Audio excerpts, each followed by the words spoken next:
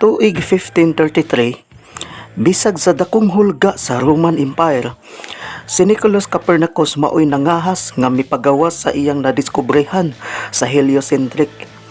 Unsa man ning heliocentric?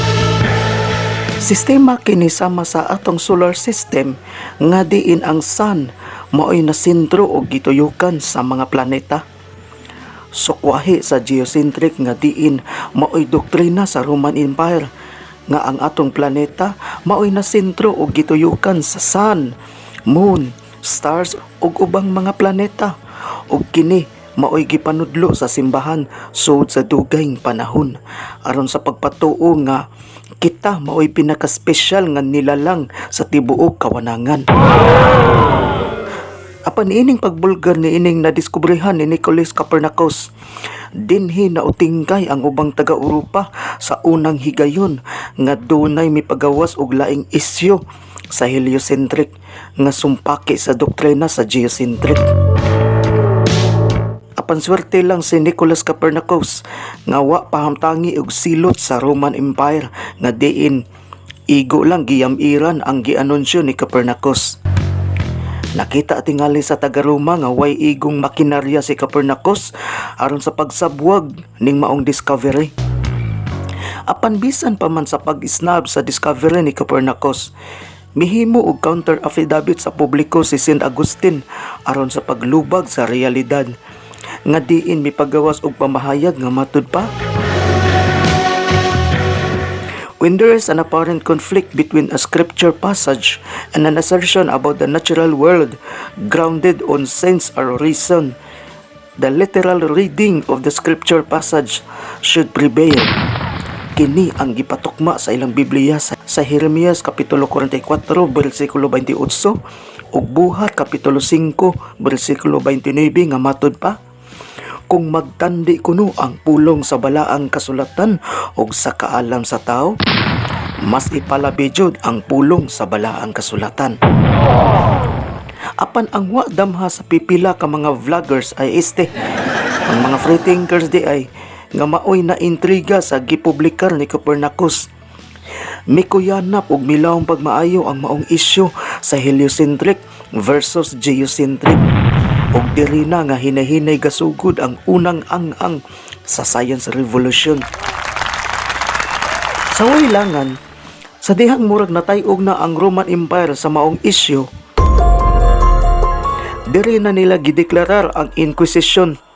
Unsa man ning Inquisition?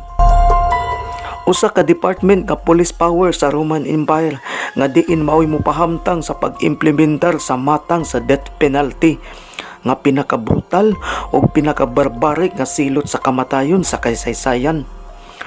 Kutob sa mupagawa sa mga discovery sa science nga sumpaki sa ilang doktrina, ilang tawgon og heretic or blasphemy, ug kutob sa mapamatud-an, ila kang kastiguhon ug torturon at tubangan sa publiko, sunugon kang buhi, ug paslakan ang imong baba sa bangkaw aron di ka kasyagit kung unsay imong i-voice out. Usa sa nabiktima sa Inquisition mao si Giordano Bruno nga diin igo lang siyang mipagawa sa iyang idea nga matud pa niya, maybe we are not alone in space, and maybe there's a possibility that another solar system that exists, not only us.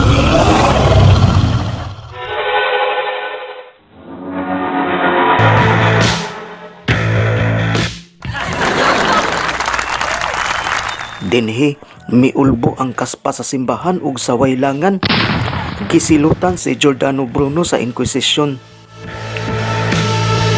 Dili sayanti si Giordano Bruno mga bay.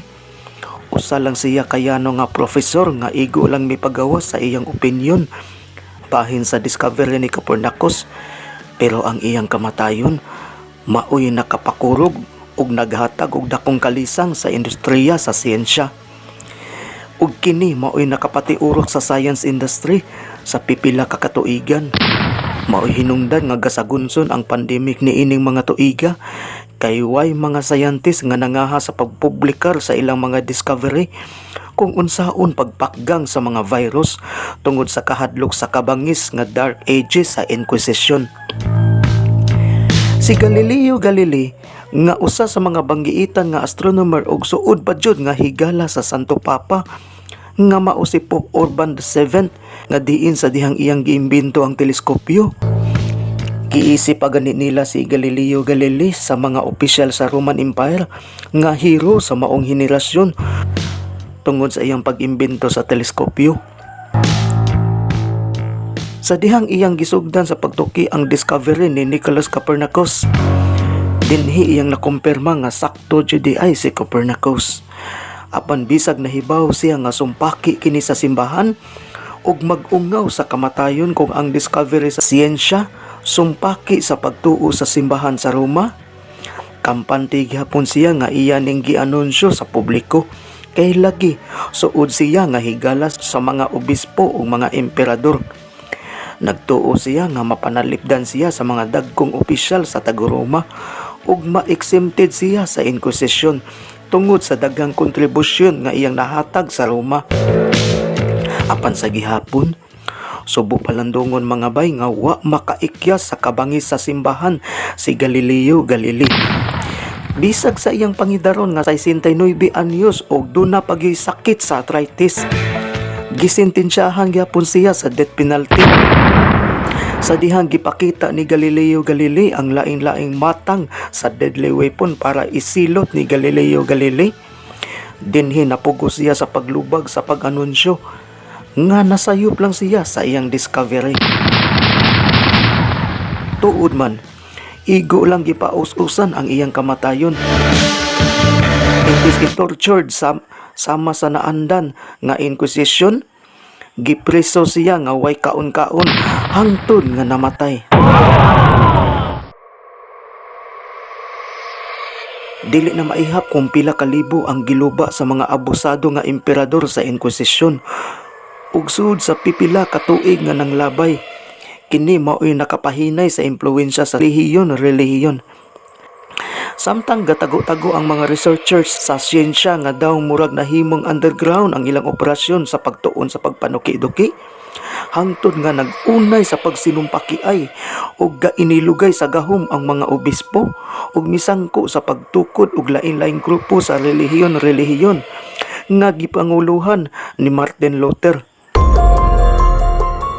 Gisundan ni John Calvin nga founder sa Presbyterian niadtong tuig 1509. Misunod sad si King Henry nga mao'y gatukod sa Anglican Church niadtong tuig 1534. Gisundan sa Baptist Church nga gitukod ni John Smith niadtong tuig 1808. Pagkatuig 1830, misunod pod pagtukod si Joseph Smith sa Mormons. Gisundan ni Ellen Goldwyn niadtong tuig 1844 sa dihang iyang gitukod ang Seventh-day Adventist. Gisundan sa Jehovah's Witnesses niadtong tuig 1872 nga diin ang founder mao si Charles Taze Russell. Ug daghan pa ang misunod nga naadik sa pagtukod og relihiyon hangtod nga mikatag. Samtang nakahinay ang gahom sa Roman Empire tungod sa pagkabuak-buak sa Kristyanismo, sa laing bahin, hinay-hinay pod nga misaka ang industriya sa siyensya hangtod nga midaghan og dinhi na sa mga tuig 1800s nahunong ang Inquisition. Katapusang nabiktima sa Inquisition mao si Cayetano Ripoll nga igo rang mipagawa sa iyang opinion sa idea sa deism apan gipatay pa jud. Sa tuig 1859 nahuman ang libro ni Charles Darwin apan mikabat pa og 20 ka tuig ang milabay before nga gipublish ang iyang libro tungod sa iyang kahadlok nga basig ihaon siya sa Inquisition. Apan niining mga tuiga, anam-anam na jud nga nahuyang ang impluwensya sa Inquisition ug padayon nga midaghan ang nagtukod og laing-laing grupo sa relihiyon. Wa nakahibaw ang mga obispo kung unsaon sa pagpanalipod sa ilang doktrina nga hinay-hinay nga nabulgar ang realidad. Sa dihang nakaamgo na sa ilang kasaypanan ang Roman Empire, bahin sa sinalbahi sa Inquisition ug galisod na sad sila sa pagsagang sa ilang mga doktrina nga diin nagpusot-pusot ang mga discovery sa siyensya nga sumpake sa ilang mga doktrina ug mitokma jud sa realidad. Dinhi na pagkatuig 1992 opisyal nga nangayo og pasaylo si Pope John Paul II.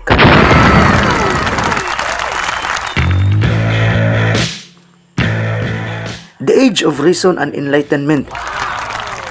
Dinhi na misugod pagsaka ang science revolution ning sayong bahin sa tuig mga 1800s. Dinhi na uso ang public debate nga di na pinaagi sa mga doktrina kung dili based in facts and evidence na jud.